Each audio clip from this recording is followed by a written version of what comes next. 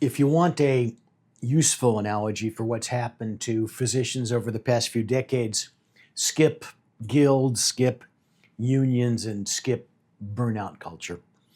Look instead at the company town. In the late 19th and early 20th centuries, company towns were common in mining, railroads, and manufacturing. Employers didn't just provide jobs, they owned the housing, the stores, sometimes the schools, and occasionally the police. Workers were often paid in scrip, that is, the coupons or fake money, usable only within the company town.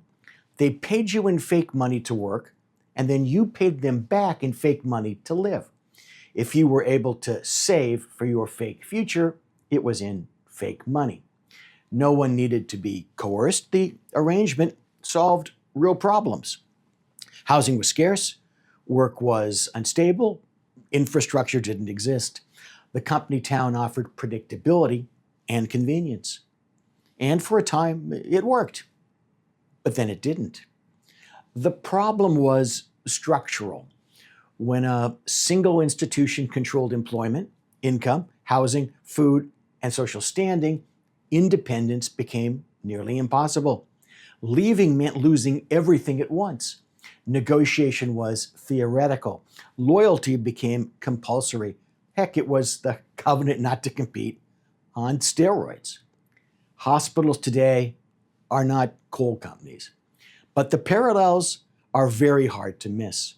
Hospitals increasingly control not just where physicians work, but how they're paid, how referrals flow, what technology is used, what data is accessible, and what constitutes acceptable practice. Employment is marketed as support, as relief from billing, regulation, staffing, and capital constraints, just as company towns once were. Most physicians didn't sell out. They made rational decisions in an increasingly irrational environment.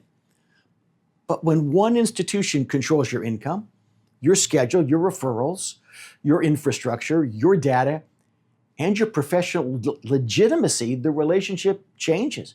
Credentialing becomes leverage. Scheduling becomes authority. Metrics become judgment. Exit becomes expensive long before it becomes impossible.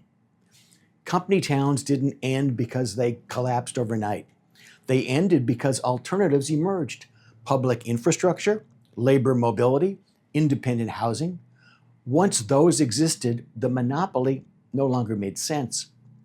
Hospitals will remain essential in one form or another. That's not the question.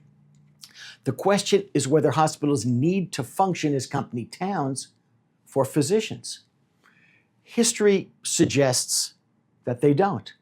And when alternatives become viable, as they are now, dependence stops looking like safety and starts looking like inertia. As difficult as it might appear, there are multiple ways out.